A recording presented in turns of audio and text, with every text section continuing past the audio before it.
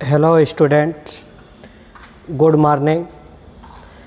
आज हम लोग यूनिट 1 के नेक्स्ट चैप्टर रिप्रोडक्टिव हेल्थ अर्थात जनन स्वास्थ्य के बारे में जानकारी प्राप्त करेंगे कि जनन स्वास्थ्य क्या है।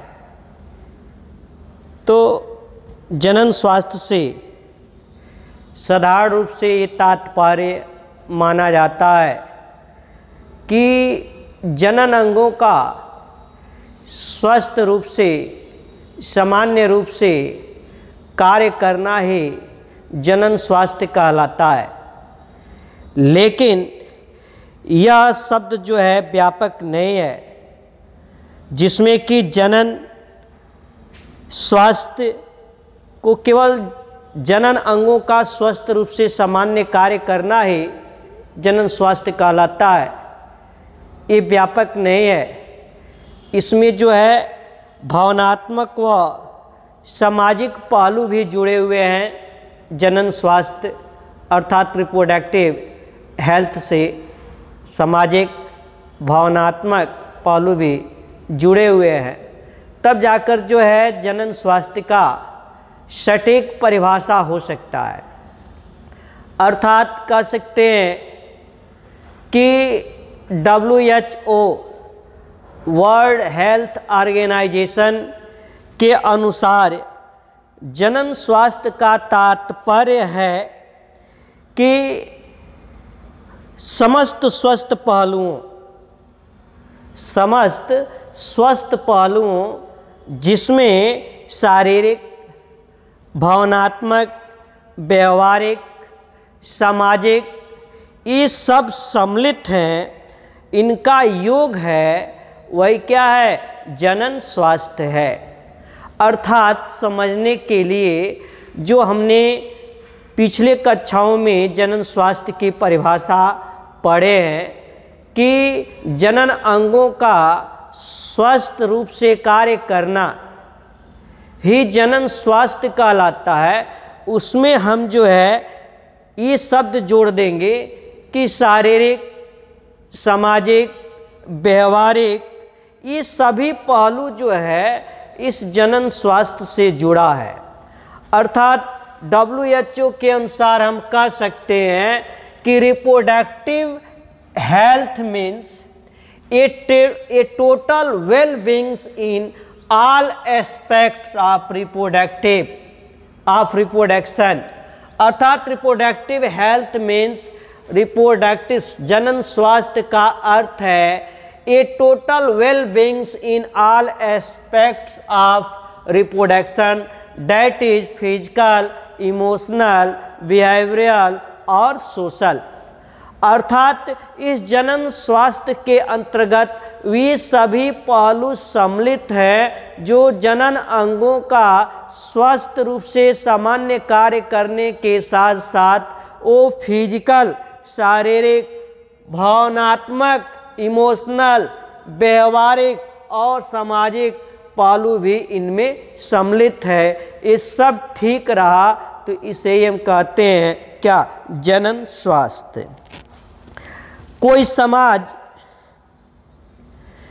जनन रूप से जो है तभी स्वस्थ माना जाता है जब इसके सदस्यों में जो है इसके सदस्य जो है स्वस्थ रहें, इनके जनन अंग जो है क्रियाशील रहें, इनमें परस्पर जो है भावनात्मक, व्यवहारिक अंतःक्रियाएं हों, ये सब पहलू इनसे जुड़ी हो, तब उस समाज के उस व्यक्ति को हम कहेंगे कि ये जनन स्वास्थ्य के तौर पर बिल्कुल क्या है?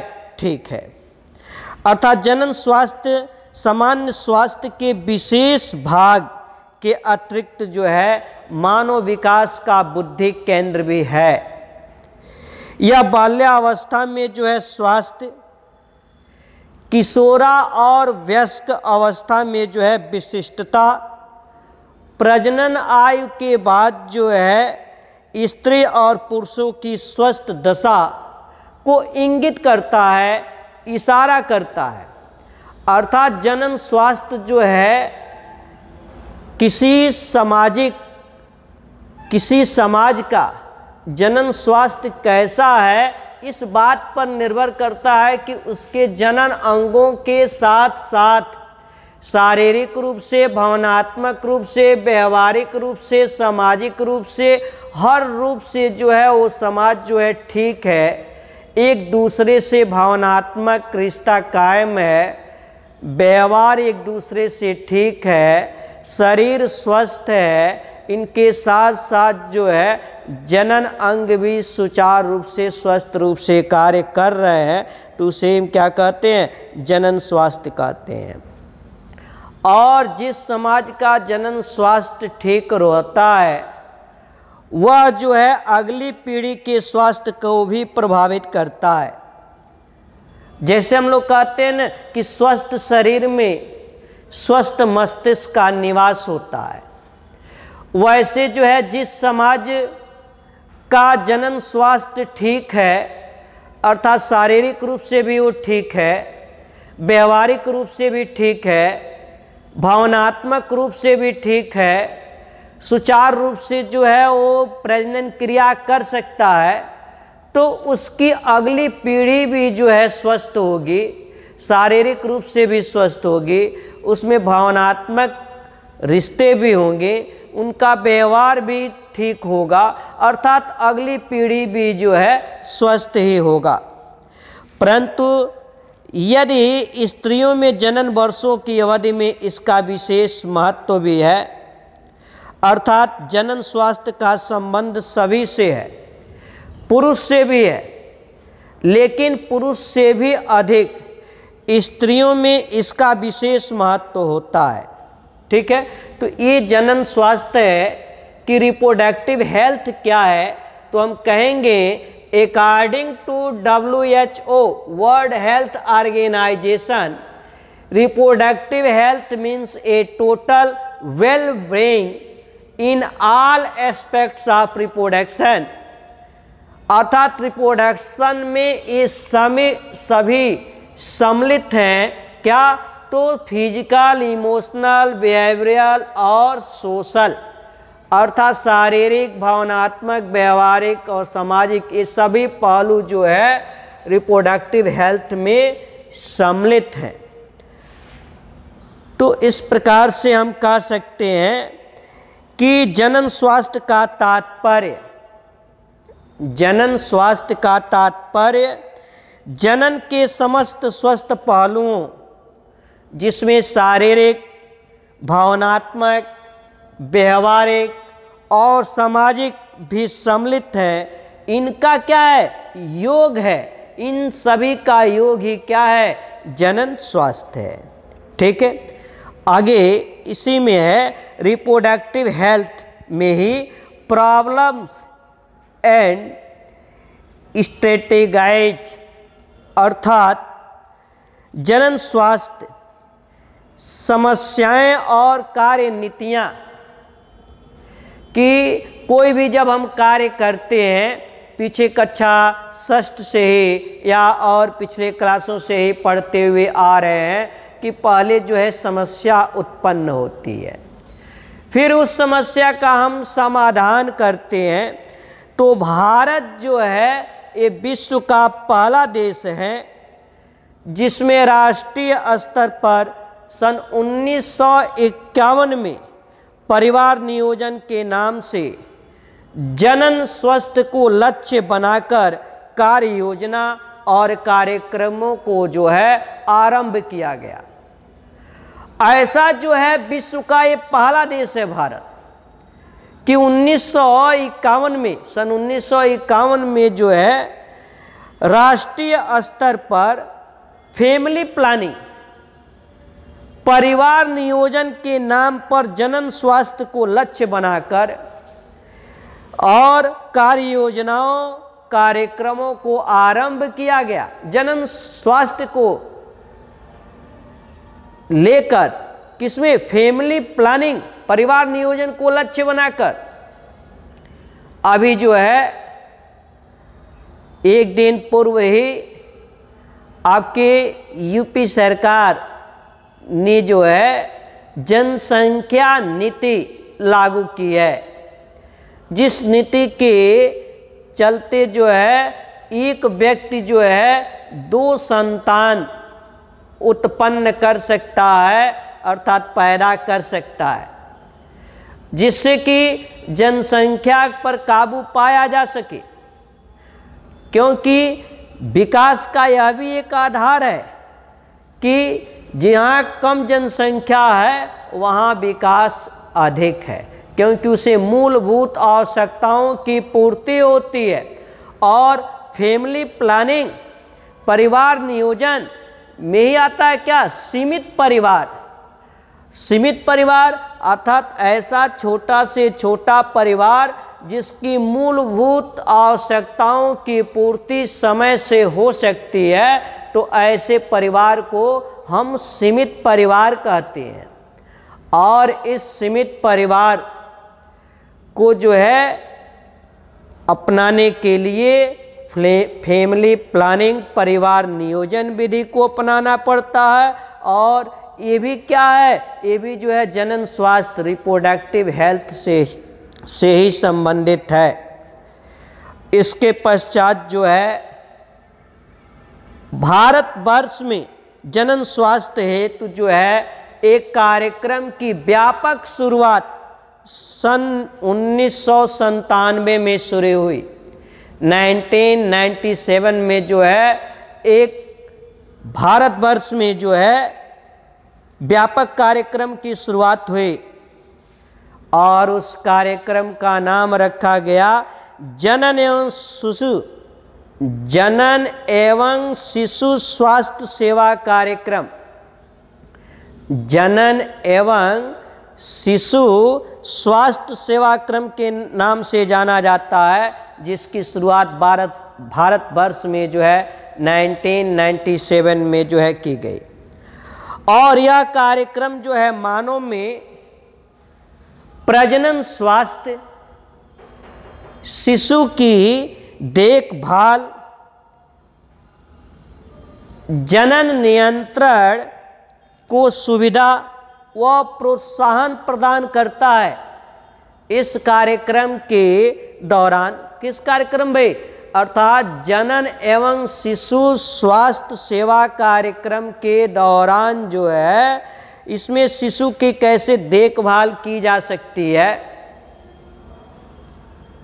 जनन नियंत्रण कैसे की जा सकती है, इनकी सुविधा प्रदान की जाती है, इनको प्रोत्साहित किया जाता है। और जनन स्वास्थ्य पाने के लिए जो है भारतवर्ष में अनेक कार्यक्रम सुचारू रूप से संचालित हो रहे हैं, जैसे संगर्भता है, प्रसव में सुविधा है, यौन संचारित जो रोग है जिसे एसटीडी कहते हैं, एसटीडी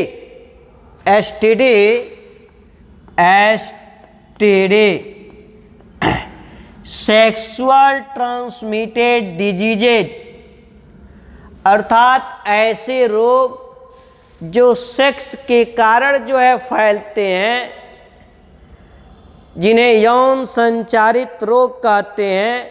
तो यौन संचारित रोगों का निदान, गर्भ निरोधक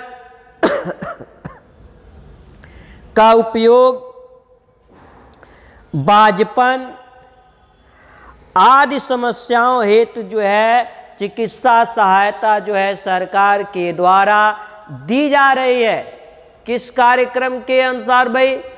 तो जनन एवं शिशु स्वास्थ्य सेवा कार्यक्रम तो है ही है, लेकिन इसके अलावा भारत में जो है अनेक ऐसे कार्यक्रम चलाए जा रहे हैं, संचालित किए जा रहे हैं, जिसमें प्रसव पीड़ा में सहायता, शिशु की देखभाल कैसे हो, यौन संचारित रोगों का निदान, बांझपन का निदान, इन सब समस्याओं में जो है भारत सरकार के द्वारा जो है सहायता प्रदान की जा रही है।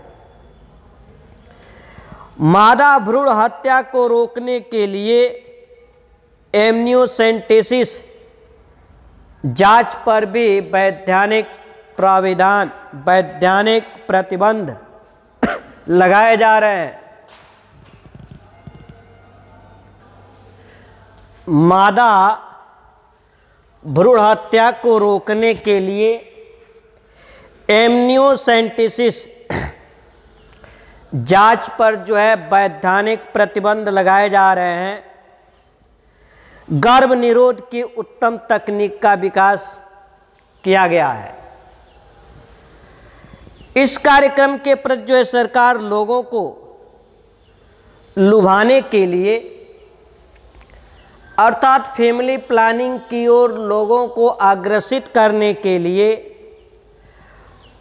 लोगों को जो है अधिक से अधिक कार्यक्रम से जोड़ने का प्रयास सरकार कर रही है। सरकार उनको जो है सुविधाएं उत्पन्न कर रही है, लोगों को जो है प्रलोभन दिया जा रहा है। इन कार्यक्रमों का जो है प्रचार प्रसार किया जा रहा है। जैसे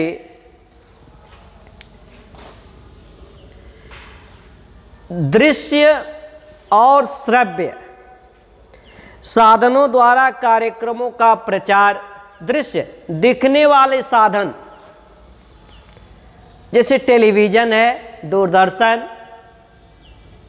श्रव्य सुनने वाले, जिसमें दिख तो नहीं सकता है, केवल सुन सकते हैं, जैसे रेडियो है तो रेडियो के द्वारा, दूरदर्शन के द्वारा, सरकार के द्वारा जो है प्रचार प्रसार कराया जा रहा है कि फैमिली प्लानिंग, परिवार नियोजन से क्या लाभ है, सीमित परिवार का क्या लाभ है, सरकार के द्वारा कौन कौन सी सुविधा उपलब्ध कराई जा रही है। ये सब व्यवस्था जो है सरकार के द्वारा कराई जा रही है। दूसरा कि इनके अतिरिक्त जो है सरकार के द्वारा न्यूज़पेपर के माध्यम से, पर्चे के माध्यम से, पोस्टर के माध्यम से, विज्ञापन चित्र के माध्यम से, छोटी छोटी मुद्रित जो पुस्तिकाएं हैं उन पुस्तिकाओं के माध्यम से जनन स्वास्थ्य का, रिप्रोडक्टिव हेल्थ का प्रचार प्रसार कराया जा रहा है। तीसरी व्यवस्था सरकार के द्वारा कि बच्चों के पाठ्यक्रम में छोटे क्लासों से ही,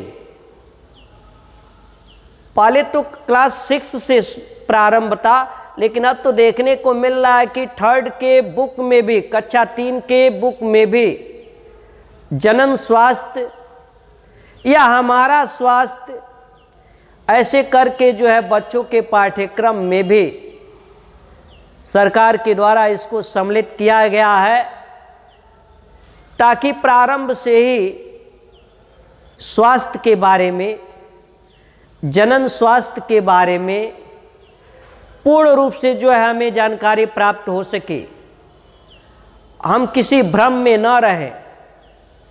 इसलिए सरकार के द्वारा जो है ऐसा प्रयास किया जा रहा है कि बच्चों के पाठ्यक्रम में भी इसको सम्मिलित किया गया है। इनके अतिरिक्त सरकार के पास अन्य भी माध्यम है कि जैसे जगह जगह पर जो है नुक्कड़ नाटक, जैसे नुक्कड़ सभाएं होती हैं, वैसे जगह जगह पर जो है जनसंख्या को लेकर जो है, जिनसे फैमिली प्लानिंग की प्रेरणा मिले, सीमित परिवार रखने की प्रेरणा मिले, सीमित परिवार के क्या लाभ हैं, फैमिली प्लानिंग के क्या उपाय हैं, इन सब की लोगों को इन सब के प्रति लोगों को जागरूक करने के लिए जगह जगह पर, गली चौराहों पर, सड़कों पर, सार्वजनिक स्थानों पर, बाजारों में नुक्कड़ नाटक, कठपुतली नृत्य के माध्यम से जो है प्रचार प्रसार किया जा रहा है। और इसको प्रभावी बनाने के लिए, रिप्रोडक्टिव हेल्थ को प्रभावी बनाने के लिए, फैमिली प्लानिंग को प्रभावी बनाने के लिए, कैसे हमारा सीमित परिवार हो, इसके लिए सरकारी और गैर सरकारी संगठनों ने भी जिम्मा संभाला है। सरकारी और गैर सरकारी संगठनों को भी इसमें शामिल किया गया है। इस कार्यक्रम में जो है किन किन बातों को लेकर लोगों को जागरूक किया जा रहा है, लोगों को शिक्षा दी जा रही है कि क्या क्या हमें करना चाहिए। तो सबसे पहले कि इन कार्यक्रमों के जरिए जो है किशोरावस्था में, एक बाल्यावस्था होता है, एक किशोरावस्था होता है। किशोरावस्था जो 11-12 वर्ष से प्रारंभ होता है, तो किशोरावस्था में जो है लड़के और लड़कियों के शरीर में क्या क्या परिवर्तन हो सकते हैं, इनके बारे में जो है जानकारी दी जाती है। जैसे कि ह्यूमन रिप्रोडक्शन चैप्टर में पीछे पढ़े, द्वितीय गैर लैंगिक लक्षण, जिसमें 11-12 वर्ष अवस्था के बाद जो है कुछ द्वितीयक लैंगिक लक्षण उत्पन्न हो जाते हैं। तो क्या क्या ऐसा परिवर्तन होता है कि पुरुषों की आवाज में जो है उद्यमशीलता होती है, जबकि लड़कियों की आवाज पतली होती है। पुरुषों में अर्थात लड़कों में जो है 11-12 वर्ष की अवस्था के बाद जो है हल्का सा मूछ दाढ़ी के समान जो है बाल निकलने यहाँ शुरू हो जाते हैं, जो कि 15-16 वर्ष अवस्था में जाते जाते काले हो जाते हैं, अर्थात मूछ दाढ़ी जो है आना शुरू हो जाता है, जबकि लड़कियों में ऐसा नहीं होता है। और 11-12 वर्ष के बाद स्त्रियों में, लड़कियों में जो है मेंस्ट्रुएशन साइकिल, मासिक धर्म आना प्रारंभ हो जाता है, जबकि पुरुषों में जो है लगभग 16 वर्ष के बाद जो है वह संतान उत्पन्न करने के लिए सक्षम होता है। ऐसा परिवर्तन होता है। तो इनके बारे में जो है रिप्रोडक्टिव हेल्थ के बारे में भी, रिप्रोडक्टिव हेल्थ के अंतर्गत जो है जानकारी दी जाती है। दूसरी जानकारी कि यौन शिक्षा, यौन शिक्षा, इसमें लोगों को जो है यौन संबंधित गलत जो अवधारणा लोगों के दिमाग में बन जाती है, उस गलत अवधारणा से बचाया जाता है। और किशोरावस्था में जो लड़के तथा लड़कियों को जो है मानसिक परेशानी से भी बचाया जाता है। किशोरावस्था में ही मानसिक रूप से जो है लड़के और लड़कियां जो हैं वो टेंशन में रहते हैं, तो यौन शिक्षा की जानकारी होने पर जो है ये टेंशन भी समाप्त होता है। ऐसे है स्वस्थ और सुरक्षित यौन क्रियाओं की जानकारी भी मिलती है इस कार्यक्रम के दौरान, कि स्वस्थ और सुरक्षित यौन क्रिया, विवाह की आयु, स्वस्थ जीवन के बीच के संबंध को बताया जाता है। कि विवाह की आयु जो है भारत सरकार के द्वारा जो है 18 वर्ष लड़कियों की आयु और 21 वर्ष लड़कों की आयु। लेकिन ये परिवर्तन, इस पर भी चर्चा है कि इसमें भी आयु जो सीमा जो है बढ़ाई जाएगी। लड़कियों की 21 की जाएगी, लड़कों की 25 की जाएगी, ऐसी चर्चा है, सुनने में मिलता है कभी कभी न्यूज़ या पेपर के माध्यम से, किसी न किसी व्याख्यान के माध्यम से। और भारत जो है गर्म देश है, यहाँ की जो है लड़कियाँ जो है 12 वर्ष के बाद जो है 13 वर्ष के बाद जो है संतान उत्पन्न करने में सक्षम होती हैं। पुरुष जो है 16 वर्ष के बाद जो है संतान उत्पन्न करने में सक्षम होती है। और यदि जो है 18 वर्ष की आयु के पहले ही, जैसे कि पहले बाल विवाह कर दिए जाते थे कि किसी लड़की की शादी जो है 14 वर्ष में हो गई, 15 वर्ष में हो गई, 16 वर्ष में हो गई और कम आयु में ही उस संतान पैदा कर रहे हैं, तो शारीरिक रूप से, मानसिक रूप से वो कमज़ोर हो जाएगी, छीड़ हो जाएगी। तो रिप्रोडक्टिव हेल्थ के अंतर्गत इनकी भी जानकारी दी जाती है कि विवाह की आयु क्या होनी चाहिए। ऐसे जन्म नियंत्रक, गर्भ निरोधक विकल्पों के बारे में भी जानकारी दी जाती है कि जब हम चाहें कि अब हमारी संतान न हो तो उसे हम कैसे रोक सकते हैं, इसके बारे में भी जानकारी दी जाती है। गर्भवती माता के खान पान कैसा होना चाहिए, उसकी देख रेख किस प्रकार से होनी चाहिए, इसकी भी जानकारी दी जाती है। और सुरक्षित प्रसव के लिए प्रशिक्षित नर्सों के पास जाना चाहिए।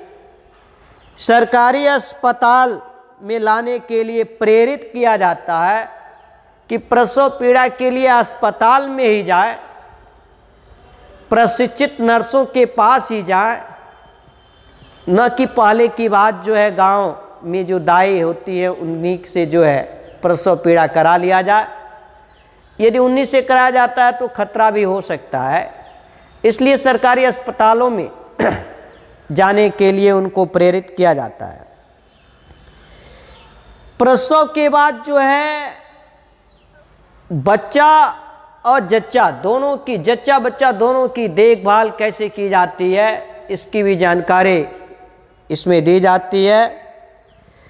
प्रसव के पश्चात माँ को स्तनपान का महत्व बताया जाता है कि प्रसव के बाद जो है माता को अपने शिशु को दूध पिलाना चाहिए। माँ का दूध शिशु के लिए जो है अमृत के समान होता है।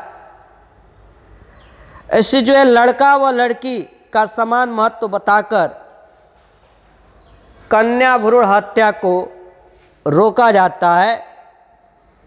तो इस प्रकार से जो है ये सब जानकारी हम लोग रिप्रोडक्टिव हेल्थ में सामाजिक संगठनों के द्वारा, गैर सामाजिक संगठनों के द्वारा, सरकार के द्वारा, सरकारी कर्मचारियों के द्वारा लोगों को दी जाती है। एक समय था जब हमारा लक्ष्य केवल जनन दर को कम कर जनसंख्या वृद्धि को कम करना था। ऐसा समय था कि हमारा लक्ष्य केवल यही था कि जनन दर को कम करें जिससे जनसंख्या वृद्धि रुके।